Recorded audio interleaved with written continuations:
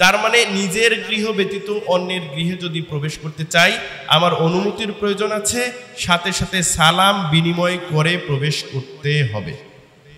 সম্মানিত উপস্থিতি, তাই বলে কি নিজেদের গৃহে সালাম দেয়া যাবে না, কথাটা এমনটা নয়, বরঞ্চ অন্য গৃহের জন্য নিষেধ করা রয়েছে। আর নিজের গৃহে যেহেতু আপনি অনুমতি ছাড়াই স্ত্রীর রুমে প্রবেশ করতে পারবেন, সেজন্য এখানে অনুমতির প্রয়োজন নেই। তবে সালাম প্রচলনের জন্য যদি স্ত্রী সন্তান গৃহে অবস্থান করে তাহলে সালাম দিয়ে প্রবেশ করাটা অধিকতর অবশ্যই উত্তম। সম্মানিত উপস্থিতি, আবু হুরায়রা রাদিয়াল্লাহু আনহু থেকে বর্ণিত যে হাদিসটি মিশকাতুল মাসাবির 4631 নম্বরে রয়েছে, তিনি বলেন আল্লাহ রাসূল সাল্লাল্লাহু আলাইহি ওয়াসাল্লাম বলেছেন, লা তাদখুলুল জান্নাহ হাত্তা তুমিনু, তোমরা জান্নাতে প্রবেশ করতে পারবে না যতক্ষণ না তোমরা ঈমানদার হবে। ওয়ালা তুমিনু হাত্তা তাহাব্বু, আর তোমরা ঈমানদার হতে পারবে না যতক্ষণ না তোমরা একে অপরকে ভালোবাসবে, পরস্পরকে ভালোবাসবে। কি তার মানে? আল্লাহ রাসূল সাল্লাল্লাহু আলাইহি ওয়াসাল্লাম বলেন যে তোমরা জান্নাতে প্রবেশ করবে না যতক্ষণ না তোমরা ঈমানদার হবে না, আর তোমরা ঈমানদার হতে পারবে না যতক্ষণ না তোমরা একে অপরকে ভালোবাসবে। আল্লাহ রাসূল সাল্লাল্লাহু আলাইহি ওয়াসাল্লাম বলেন যে আওয়ালা আদুল্লুকুম আলা শাইইন ইযা ফাআলতুমুহু, আমি কি তোমাদেরকে এমন একটা পন্থার কথা, পদ্ধতির কথা বলে দেব না যা করলে তোমাদের মধ্যে ভালোবাসা বৃদ্ধি পায়, এই ভালোবাসার যে সম্পর্কটা রয়েছে এটা স্থাপন হয়। আল্লাহ রাসূল সাল্লাল্লাহু আলাইহি ওয়াসাল্লাম এই কথাটা বলে নিজেই বললেন যে আফশুস সালাম বাইনাকুম, তোমরা তোমাদের নিজেদের মধ্যে সালামের প্রচলন করো।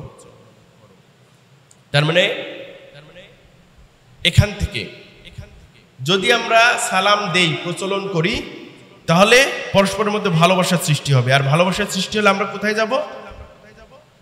ভালোবাসার সৃষ্টি হলে আমরা মুমিন হব, আর মুমিন হলে কি জান্নাতে যাব তখন। এই কথাটাই এখানে প্রতীয়মান।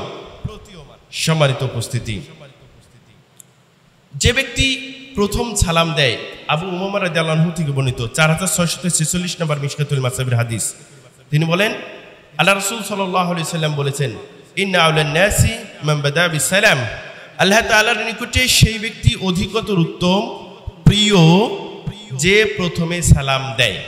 অর্থাৎ যে ব্যক্তি প্রথমে সালাম দেয় সে ব্যক্তি অহংকার মুক্ত, প্লাস হচ্ছে সে আল্লাহ তাআলার নিকটে প্রিয় ব্যক্তি হিসেবে সাব্যস্ত হন, পরিগণিত হন। সম্মানিত উপস্থিতি, আব্দুল্লাহ ইবনে আমর রাদিয়াল্লাহু আনহু থেকে বর্ণিত যে হাদিসটি সহিহুল বুখারীর 12 নম্বরে রয়েছে, 28 নম্বরে রয়েছে, উক্ত হাদিসটি মিশকাতুল মাসাবির 4629 নম্বরে রয়েছে। আব্দুল্লাহ ইবনে আমর রাদিয়াল্লাহু আনহু বলেন, একজন ব্যক্তি আল্লাহ রাসূল সাল্লাল্লাহু আলাইহি ওয়াসাল্লামকে জিজ্ঞাসা করলেন, ইয়া রাসূলুল্লাহ, হে আল্লাহ রাসূল সাল্লাল্লাহু আলাইহি ওয়াসাল্লাম, আইয়ুল ইসলামি খায়রুন, ইসলামের সবথেকে উত্তম জিনিস কোনটি? আল্লাহ রাসূল সাল্লাল্লাহু আলাইহি ওয়াসাল্লাম উত্তর দিচ্ছেন, তুতঈমুত তুআমা ওয়া তাকরাউস সালামা আলা মান আরাফতা ওয়া মান লাম তা'রিফ। কথাটা কি? তুতঈমুত তুআম, মিসকিনকে, অভাবগ্রস্তকে, নিপীড়িতকে, যার খাদ্যের অভাব রয়েছে তাকে খাদ্য খাওয়ানো, এটা হচ্ছে উত্তম কাজ ইসলামে।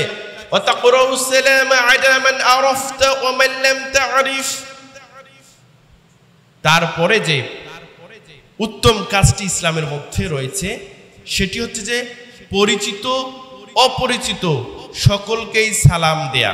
কে বললেন?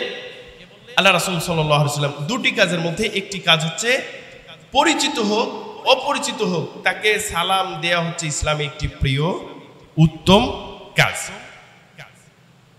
আবু হুরায়রা রাদিয়াল্লাহু আনহু থেকে বর্ণিত যে হাদিসটি নাসাইতে 1938 নম্বরে রয়েছে, তিরমিজিতে 2737 নম্বরে রয়েছে, মিশকাতুল মাসাবির 4630 নম্বর হাদিস। আবু হুরায়রা রাদিয়াল্লাহু আনহু বলেন, আল্লাহ রাসূল সাল্লাল্লাহু আলাইহি ওয়াসাল্লাম বলেছেন, লিল মুমিনি আলাল মুমিনি সিত্তু খিসালিন, এক মুমিনের জন্য অপর মুমিনের হক হচ্ছে 6টি। তার মানে এক মুমিনের জন্য এক মুমিনের পরস্পরের মধ্যে যে হক থাকে এই হক হচ্ছে 6টি হক। ইয়াউদুহু ইদা মারিদা, যখন সে অসুস্থ হয় তখন তাকে দেখতে যাওয়া। ওয়াশহাদুহু ইদা মাতা, যখন সে মৃত্যুবরণ করে তখন তারা জানাজায় শরীক হওয়া। ওয়ায়ুযিবুহু ইদা দাআহু, আর যখন সে তাকে বৈধ কোনো কাজে ডাকে, আহ্বান করে, দাওয়াত দেয় তখন তা গ্রহণ করা। ওয়ায়ুসাল্লিমু আলাইহি ইদা লাকিয়াহু, আর যখন তার সাথে সাক্ষাৎ হয় তখন তাকে সালাম দেয়া। ওয়ায়ুশাম্মিতু হু ইদা আতাসা, আর যখন সে হাসি দেয় তখন তার হাসির জবাব দেয়া। ওয়ানসাহু লাহু ইদা গাবা ওয়া শাহিদা, উপস্থিত অনুপস্থিত সকলের জন্য কল্যাণের দোয়া করা, কল্যাণ কামনা করা।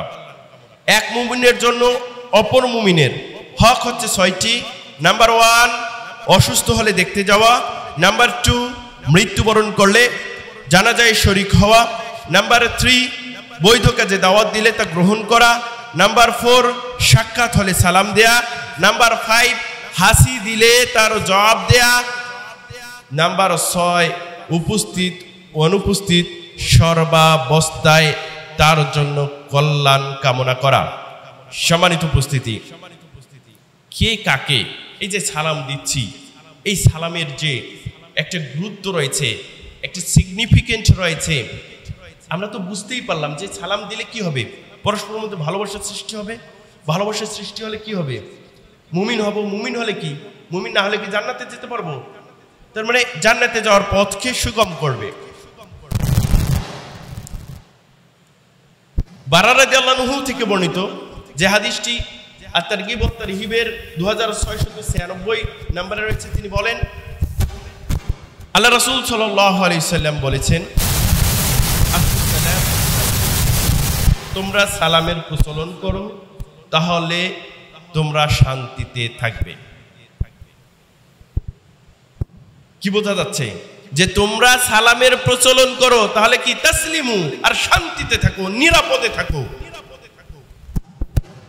আবু দারদা রাদিয়াল্লাহু আনহু থেকে বর্ণিত আত-তারগীব ওয়াত তারহিবের 2701 নম্বর হাদিস, তিনি বলেন আল্লাহ রাসূল সাল্লাল্লাহু আলাইহি সাল্লাম বলেছেন, আফশুস সালাম কাই তাআলাউ, তোমরা সালামের প্রচলন করো আর মর্যাদার সহিত থাকো। তার মানে নিরাপদে থাকা যায়, মর্যাদার সহিত থাকা যায় এই যদি সালামের প্রচলন করি। আবু ইউসুফ আব্দুল্লাহ রাদিয়াল্লাহু আনহু থেকে বর্ণিত, তিনি বলেন আমি আল্লাহ রাসূল সাল্লাল্লাহু আলাইহি সাল্লাম থেকে শ্রবণ করেছি। আল্লাহ রাসূল সাল্লাল্লাহু আলাইহি সাল্লাম বলেন, যে হাদিসটি আত-তারগীব ওয়াত তারহিবের 2697 নম্বরে রয়েছে, আল্লাহ রাসূল সাল্লাল্লাহু আলাইহি সাল্লাম বলেছেন, ইয়া আইয়ুহান নাস, হে মানুষ সকল, হে মানুষ সকল, আফশুস সালাম, তোমরা সালামের প্রচলন করো। ওয়াতরিমুত তাআম, আর মানুষকে খাদ্য দান করো। ওয়াসাল্লু বিল্লাইলি ওয়ান নাস নিয়াম, আর মানুষ যখন ঘুমিয়ে থাকে তখন তোমরা সালাত আদায় করো, অর্থাৎ তাহাজ্জুদের সালাত আদায় করো। তাদখুলুল জান্নাতা বিসালাম, তাহলে তোমরা নিরাপত্তার সহিত জান্নাতে প্রবেশ করবে। কয়টি কাজের কথা বললেন আল্লাহ রাসূল সাল্লাল্লাহু আলাইহি সাল্লাম? 3টি কাজের কথা বললেন। যে প্রথম হচ্ছে তোমরা সালামের প্রচলন করো, দ্বিতীয় হচ্ছে যে তোমরা খাদ্য দান করো, তৃতীয় হচ্ছে যে যখন মানুষ ঘুমিয়ে যায় তখন তোমরা তাহাজ্জুদ গুজার করো, তাহলে তোমরা নিরাপত্তার সহিত জান্নাতে প্রবেশ করবে। আল্লাহ রাসূল সাল্লাল্লাহু আলাইহি সাল্লাম বললেন। সম্মানিত উপস্থিতি, শুধু তাই নয়, 2696 নম্বর হাদিস আত-তারগীব ওয়াত তারহিবের আব্দুল্লাহ ইবনে আমর রাদিয়াল্লাহু আনহু থেকে বর্ণিত, তিনি বলেন আল্লাহ রাসূল সাল্লাল্লাহু আলাইহি ওয়াসাল্লাম বলেছেন যে উবুদুর রহমান, তোমরা রহমানের ইবাদত করো। ওয়াফশুস সালাম, সালামের প্রচলন ঘটাও। ওয়াতিমুত তাআম, এবং অভাবগ্রস্তকে খাদ্য দান করো। তাদখুলুল জিনান, আর তাহলে তোমরা জান্নাতে প্রবেশ করবে, জান্নাতে প্রবেশ করো। সুবহানাল্লাহ বলবেন না? কত সুন্দর, কত সুন্দর সুন্দর কথা এখানে রয়েছে। আমরা মুরব্বী স্বজন দেখলেই সালাম দিতে চাই না, অথচ আল্লাহর রাসূল সাল্লাল্লাহু আলাইহি ওয়াসাল্লাম কাকে কাকে সালাম দিয়েছেন দেখেন আপনারা। 4634 নম্বর হাদিস, আনাস রাদিয়াল্লাহু আনহু থেকে বর্ণিত, তিনি বলেন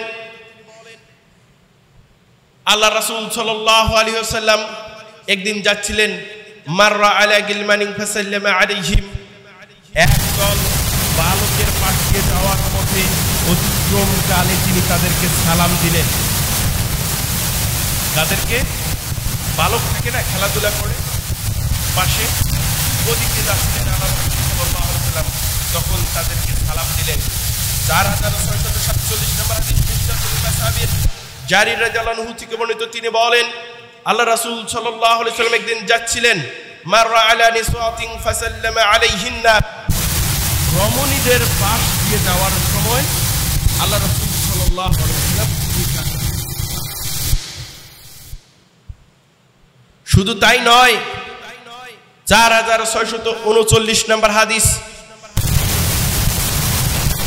মিশকাতুল মাসাবির, উসামা রাদিয়াল্লাহু আনহু থেকে বর্ণিত, তিনি বলেন আল্লাহ রাসূল সাল্লাল্লাহু আলাইহি ওয়াসাল্লাম একদিন যাচ্ছিলেন একটা মজলিসের পাশ দিয়ে,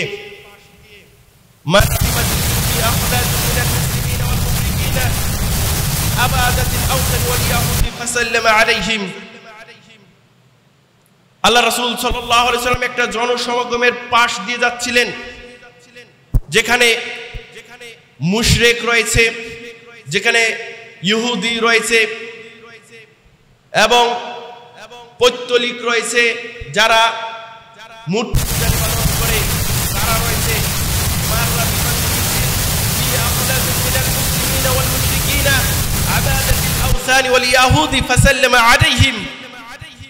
যেখানে মুসলিম ছিল, মুশরিক ছিল, ইহুদি ছিল, পৌত্তলিক ছিল, তাদের পাশ দিয়ে অতিক্রম করে আল্লাহ রাসূল সাল্লাল্লাহু আলাইহি ওয়াসাল্লাম তাদেরকে সালাম প্রদান করলেন। সম্মানিত উপস্থিতি, কে কাকে সালাম দিবে? যেমন একজন শিক্ষক যদি ক্লাসে প্রবেশ করে, ছাত্ররা শিক্ষককে সালাম দিবে না শিক্ষক ছাত্রকে সালাম দিবে, এটি একটি জানার প্রয়োজন রয়েছে। সালাম যে কেউ যে কাউকে দিতে পারে, বড়রা ছোটদেরকে দিতে পারে, ছোটরা বড়দেরকেও দিতে পারে, তবে নিয়ম কোনটি, রুলস কোনটি, হাদিসে কোনটি এসেছে, আমাদের এটা জানা উচিত। একজন শিক্ষক যখন ক্লাসে প্রবেশ করে তখন তাদেরকে গিয়ে সালাম দিবে, এটি নিয়ম। যখন একজন উস্তাদ ক্লাসরুমে প্রবেশ করবে তখন তিনি তাদেরকেই সালাম দিবেন, এটি নিয়ম। কেন এটি নিয়ম?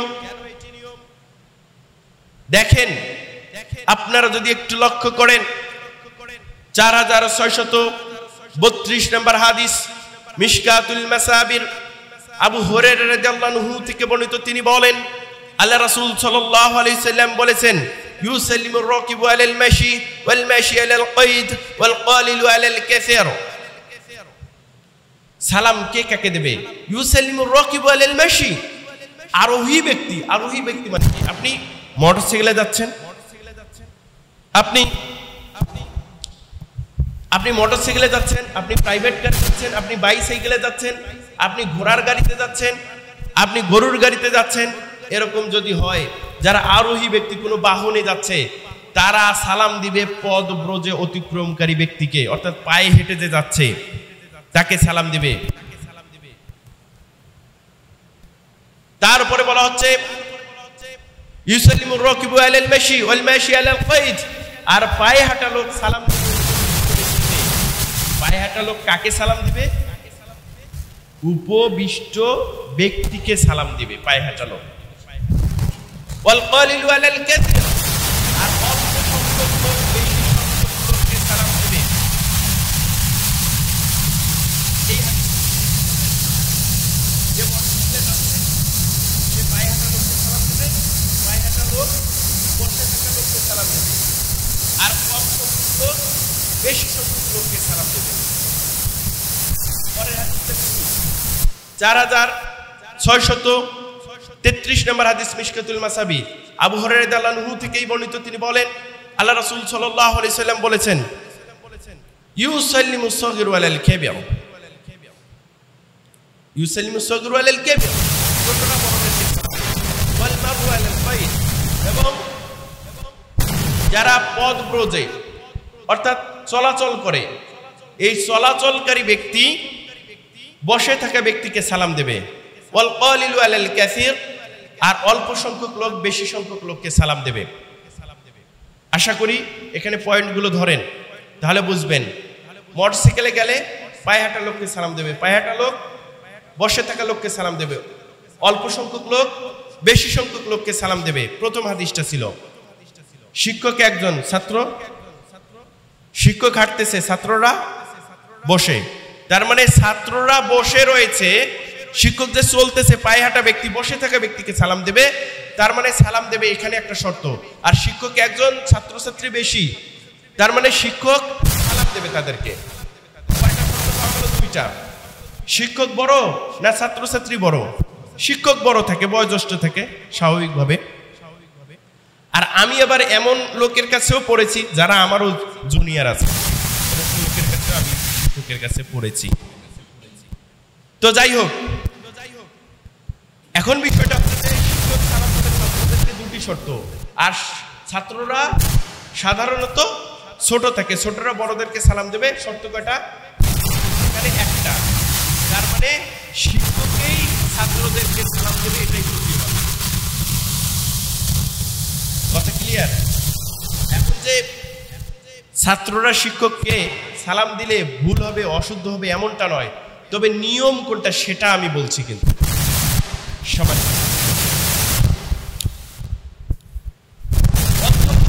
দুটি থেকে জানা যায় এই সালামটা এভাবেই প্রচলন করতে হবে।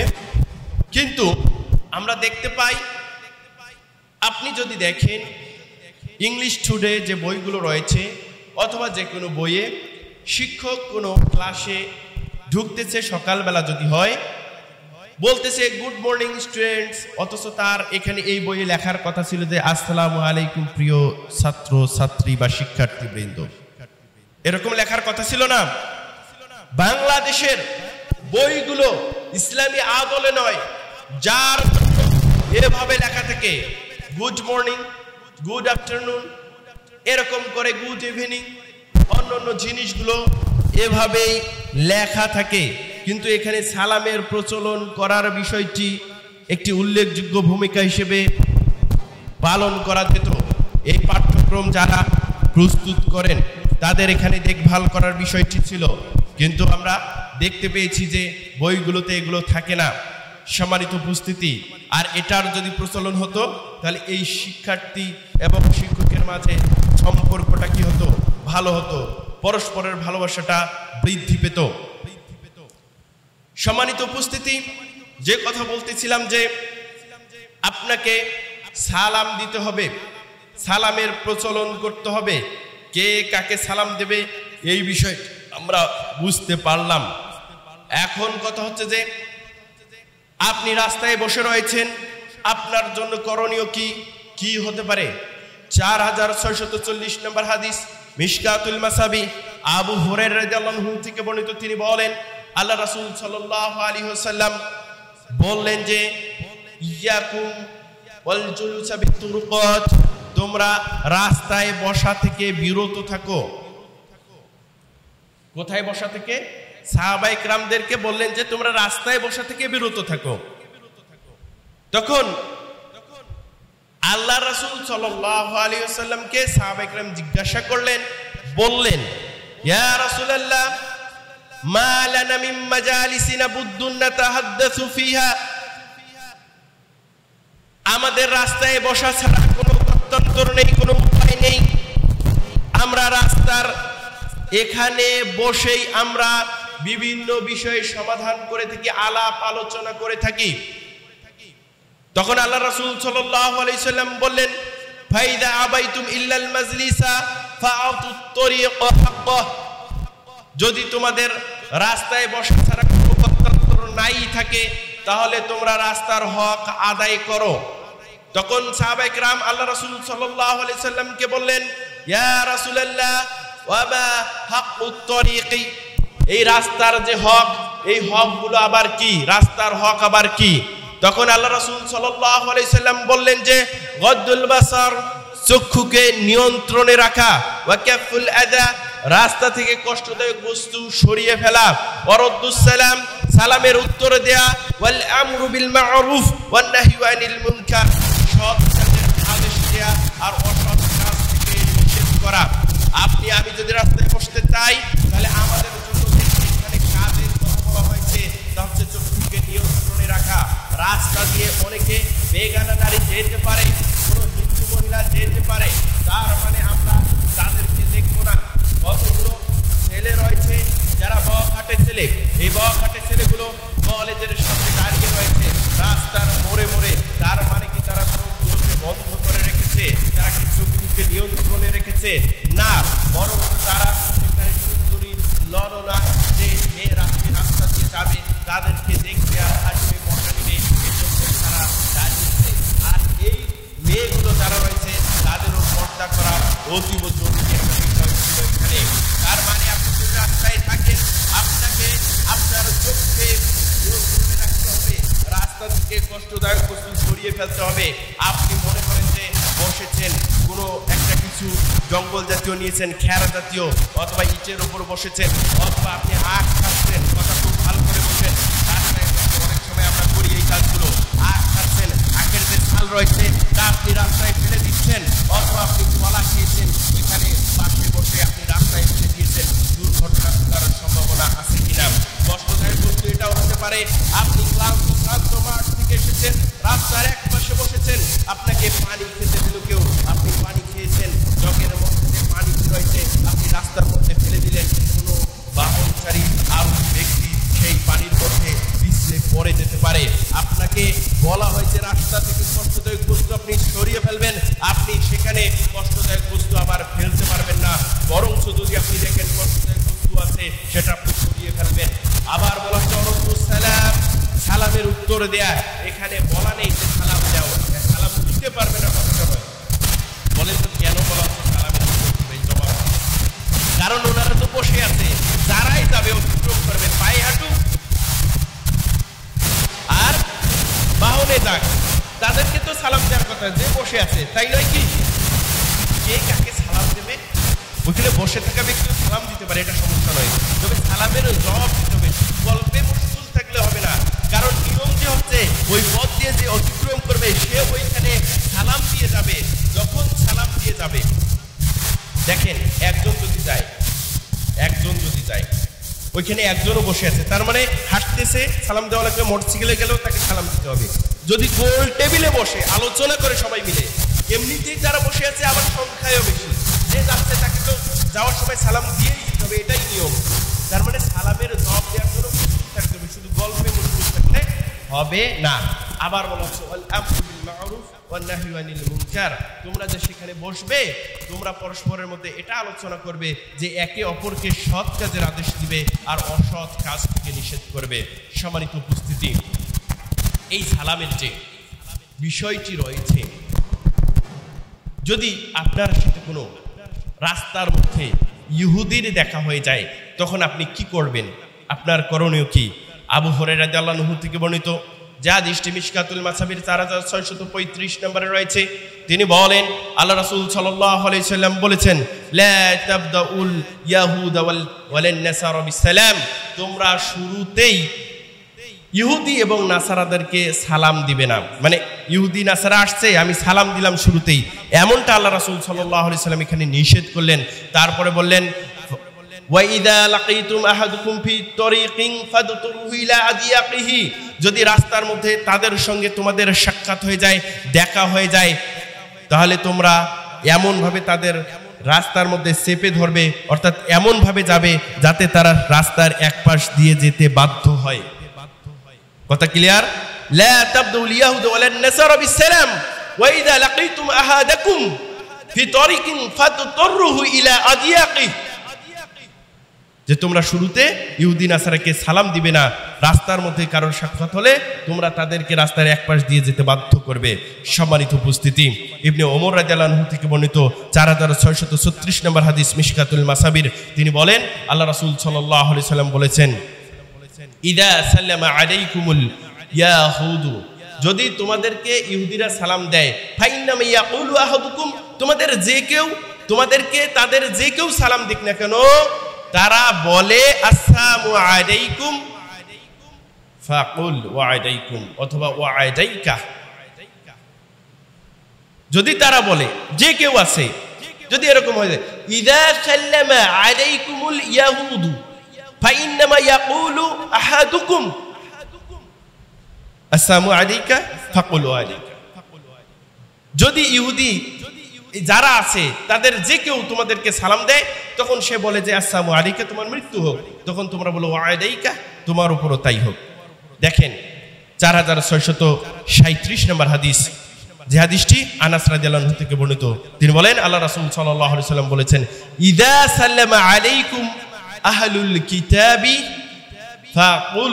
ফাকুলু ওয়া আলাইকুম, যখন আহলে কিতাবের ইহুদি নাসারাদের যে কেউ তোমাদেরকে সালাম দেবে, আসসালামু আলাইকুম মানে সালাম যেটা দেবে, যাই দেখ না কেন, তোমরা শুধু কি বলো, ওয়া আলাইকুম, তোমরা যা বলেছো তাই তোমাদের উপর।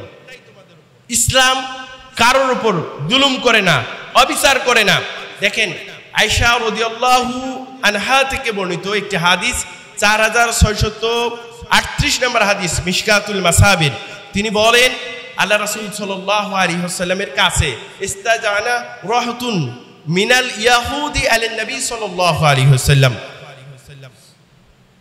একটা দল ইহুদিদের মধ্য থেকে আল্লাহ রাসূল সাল্লাল্লাহু আলাইহি ওয়াসাল্লামকে কাছে আসলেন, এসে অনুমতি চাইলেন। তাদের অনুমতি দেওয়া হলো, তারা প্রবেশও করলেন। ফাকুলু, তখন তারা বললেন, ফাকালু, তারা বললেন যে আসসালামু আলাইকুম, তোমাদের মৃত্যু হোক। ফাকুলতু, অর্থাৎ আয়েশা, আপনি কি শুনেননি তারা কি বলেছে? কথা খুব ভালো করে বোঝেন। ইহুদিরা কি বলেছে? আসসালামু আলাইকুম। আয়েশা রাদিয়াল্লাহু আনহা কি বলেছেন? যে বাল আলাইকুমুস সালামু ওয়াল লা'নাহ, বরং তোমাদেরই মৃত্যু হোক এবং তোমাদের উপরে আল্লাহ তাআলার লানত। আল্লাহ রাসূল সাল্লাল্লাহু আলাইহি ওয়াসাল্লাম বললেন যে, হে আয়েশা রাদিয়াল্লাহু আনহা, নিশ্চয় আল্লাহ তাআলা হচ্ছে দয়াদ্র, আর দয়াদ্রতাকে প্রত্যেকটা কাজের ক্ষেত্রে দয়াদ্রকেই আল্লাহ তাআলা ভালোবাসেন। তখন আম্মাজান আয়েশা রাদিয়াল্লাহু আনহা বললেন যে, আপনি কি শুনেননি তারা কি বলেছে? আল্লাহ রাসূল সাল্লাল্লাহু আলাইহি ওয়াসাল্লাম বললেন যে, কদ কুলতু ওয়া আলাইকুম, বরং আমি তো বলেইছি যে তোমাদের উপরও তাই। কথা কি ক্লিয়ার আপনাদের? যদি আসসালামু আলাইকুম বলে, ওয়া আলাইকুম, দ্যাটস এনাফ। কিন্তু আম্মাজান আয়েশা রাদিয়াল্লাহু আনহা যে একটু বাড়িয়ে বলছেন ওয়াল লা'নাহ, এটা কি আল্লাহ রাসূল সাল্লাল্লাহু আলাইহি ওয়াসাল্লাম ধরে ফেলেছেন যে অতিরঞ্জিত বা অতিরিক্ত এটা করা যাবে না। সম্মানিত উপস্থিতি, আমরা অত্র হাদিসগুলো দ্বারা স্পষ্ট প্রতীয়মান হই যে সালামের অবশ্যই প্রচলন করতে হবে। যে সালাম প্রথমে দেয় নিরহংকারী, সে মহান রবের নিকটে প্রিয়। আব্দুল্লাহ ইবনে মুগাফফাল রাদিয়াল্লাহু আনহু থেকে বর্ণিত আত-তারগিব ওয়া তারহিবের 2715 নম্বর হাদিস, সেখানে বলা হচ্ছে ওয়া আবখালুন নাসি মান বাখিলা বিসালাম, মানুষের মধ্যে সেই সব থেকে কৃপণ ব্যক্তি যে সালাম দিতে কার্পণ্য করে। যে ব্যক্তি সালাম দিতে কার্পণ্য করে, এ হচ্ছে মানুষের মধ্যে সব থেকে কৃপণ ব্যক্তি। সালামের যে জবাব দেব আমরা, মহান রব সূরা নিসার 86 নম্বর আয়াতে বলেন, ওয়া ইযা হুয়িতুম বিতাহিয়াতিন ফাহাইয়ু বিআহসানা মিনহা আও রুদ্দুহা ইন্নাল্লাহা কানা আলা কুল্লি শাইইন হাসিবা।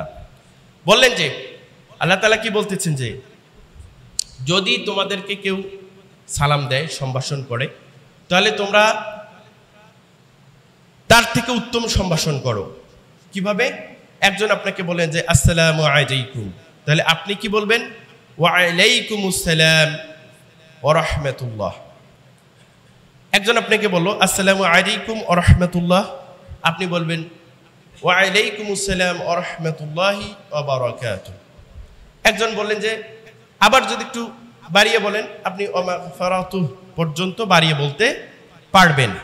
যদি তা না পারেন আও রুদ্দুহা, তাহলে আপনাকে যা বলেছে আপনি তাই প্রত্যার্পণ করেন, ওটাই বলেন। ইন্নাল্লাহা কানা আলা কুল্লি শাইইন হাসিবা, নিশ্চয় আল্লাহ তাআলা সর্ববিষয়ে হিসাব গ্রহণকারী। অর্থাৎ সবটা কিভাবে হচ্ছে এটাও হিসাব গ্রহণ করবেন আল্লাহ তাআলা। সম্মানিত উপস্থিতি, আমাদের অনেকে আছে যারা, অনেক লোক আছে কোনো কিছু যা বলে যে কারো কাছে গেছে বড় ভাই অথবা দোকানে গেছে, মুসলিম মানুষ, ভাই এটা খরচ দেন, ওইটা দেন, অথবা কারো কাছে কিছু চেয়েছে বা প্রশ্ন করেছে। এই জিনিসটা থেকে আমাদেরকে বিরত থাকতে হবে।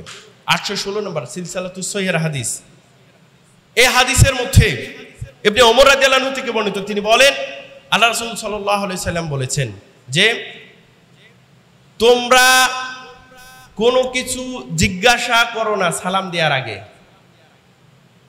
সালাম দেওয়ার আগে কোনো কিছুই তোমরা জিজ্ঞাসা করো না। যদি সালাম না দিয়ে কেউ কোনো কিছু জিজ্ঞাসা করে ফালা তুজিবুহু, তাহলে তোমরা তার উত্তরই করো না। কথা কি ক্লিয়ার? মানে কোনো ব্যক্তি যদি সালাম না দিয়ে আপনাকে কোনো কিছু জিজ্ঞাসা করে, তাহলে আপনি কি করবেন? উত্তরেই দেওয়া যাবে না আপনার। তখন আবার কি বলবে? খারাপ বলবে। অথচ এইটা যদি একদিন শিখিয়ে দেওয়া যায়, নিজের সন্তানও যদি হয়, স্ত্রীও যদি হয়, যে কেউ হোক না কেন, আপনার কাছে কিছু চেয়েছে, কিছু বলেছে, আপনি যদি উত্তর না দিয়ে থাকেন, যে কিছুক্ষণ পর যদি এটার সমাধান হয়, কেন উত্তর দিলেন না? যে তুমি যে আসলে আর সালাম না দিয়ে আমার কাছে যে এই কথাগুলো উপস্থাপন করলে, তাই আমি প্রত্যুত্তর করি নাই। কারণ আল্লাহ রাসূল সাল্লাল্লাহু আলাইহি ওয়াসাল্লাম এই ব্যাপারে নিষেধ করেছেন। সম্মানিত উপস্থিতি, কতটুকু হলে তাহলে সালাম দেব? ওইখানে আছে প্রত্যেকবার জিজ্ঞাসা করবে, আর প্রত্যেকবারে কি সালাম দেবার বলবে যে আসসালামু আলাইকুম, বাড়িতে সবাই ভালো আছে, আসসালামু আলাইকুম, আপনার ক্ষেত খামারের কি অবস্থা, আসসালামু আলাইকুম, ভাটা কি ভালো চলছে, এভাবে কি বলবে? কতটুকু? দেখেন আবু হুরায়রা রাদিয়াল্লাহু আনহু থেকে বর্ণিত 4650 নম্বর হাদিস মিশকাতুল মাসাবির, তিনি বলেন আল্লাহ রাসূল সাল্লাল্লাহু আলাইহি সাল্লাম বলেছেন ফাইদা লাকিতুম আহাদুকুম আখাহু ফালিউসাল্লিম আলাইহি, যখন তোমাদের কোনো ভাইয়ের সাথে সাক্ষাৎ হবে তখন তোমরা তাকে সালাম প্রদান করো। কি করবে? সালাম প্রদান করবে। এটা আল্লাহ রাসূল সাল্লাল্লাহু আলাইহি সাল্লাম বলেন। ফাইন হালাত বাইনাহুমা শাজারাতুন আও জিদারুন আও হাজারুন ফালি সুম্মা লাকিয়াহু ফালিউসাল্লিম আলাইহি, যদি এ সালাম হয়েছে, সাক্ষাৎ হয়েছে, সালাম হয়েছে, আপনি কোথাও গেলেন, ওই ভিতরে রাস্তায় একজনের সাথে দেখা হয়েছে, আপনি মসজিদে ঢুকেছেন কোনো কারণে, বসেননি, বসলে আপনাকে 2 রাকাত সুন্নাত আদায় করতে হবে, আপনি আবার চলে গিয়েছেন। যখন মসজিদের বাইরে গেছিলেন আপনি সালাম দিয়েছেন, কিন্তু আবার কোনো কাজে মনে করেন ভিতরে ঢুকেছেন, ওই যে তার আবার যে গেলেন আবার গিয়ে সালাম দিতে হবে। কথা মনে হয় বুঝেন নাই? মনে করেন সভাপতি সাহেব ওইখানে দাঁড়ায় আছে, মোটরসাইকেলটা নেবে, তা আপনি চলে গেছেন, স্যান্ডেল পরার সময় দেখতেছেন উনি সালাম দিলেন আসসালামু আলাইকুম, আপনি চিন্তা করতেছেন আপনার টুপিটা আপনি মসজিদের ভিতর রেখে গেছেন, স্যান্ডেল না পরে আবার আসছেন টুপি নিতে, ওই যে গেলেন আবার গিয়ে আবার সালাম দিতে হবে। যখন সাক্ষাৎ হবে তখন সালাম দিবেন।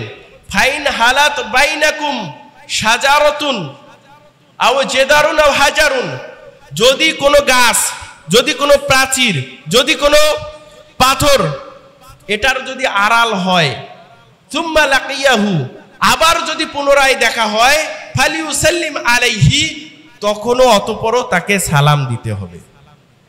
আমার মনে হয় কথা ক্লিয়ার। তার মানে পাথর, দেয়াল, গাছ আড়াল হইল, এখনো সালাম দেওয়া যাবে। সম্মানিত উপস্থিতি, জাবির ইবনে আব্দুল্লাহ রাদিয়াল্লাহু আনহু থেকে বর্ণিত 2699 নম্বর তিরমিজির হাদিস, তিনি বলেন আল্লাহ রাসূল সাল্লাল্লাহু আলাইহি সাল্লাম বলেছেন আসসালামু ক্বাবলাল কালাম, কথা বলার পূর্বেই হচ্ছে সালাম। তার মানে কথা বলার পূর্বে কি দিতে হবে? আমাদেরকে সালাম দিতে হবে। এটি বলছেন আল্লাহ রাসূল সাল্লাল্লাহু আলাইহি ওয়াসাল্লাম। আজকে যতটুকু আলোচনা করেছি, এই আলোচনা থেকে স্পষ্ট প্রতীয়মান আমাদের মধ্যে সালামের প্রচলন করতে হবে। আমাদের অফিসের মধ্যে, কলিগদের মধ্যে, অন্যান্য অনেকের লোকের মধ্যে দেখবেন যে সম্পর্কের যদি অবনতি হয় তাহলে আমরা চেষ্টা করি যে সালামের প্রচলনটা ঘটাই। সালামের প্রচলন যদি ঘটাই তাহলে দেখা যাবে যে আমাদের মধ্যে হৃদ্যতাপূর্ণ সম্পর্ক বেড়ে যাবে ইনশাআল্লাহ তাআলা। কারণ আল্লাহ রাসূল সাল্লাল্লাহু আলাইহি সাল্লামের নির্দেশনা এমনটাই রয়েছে।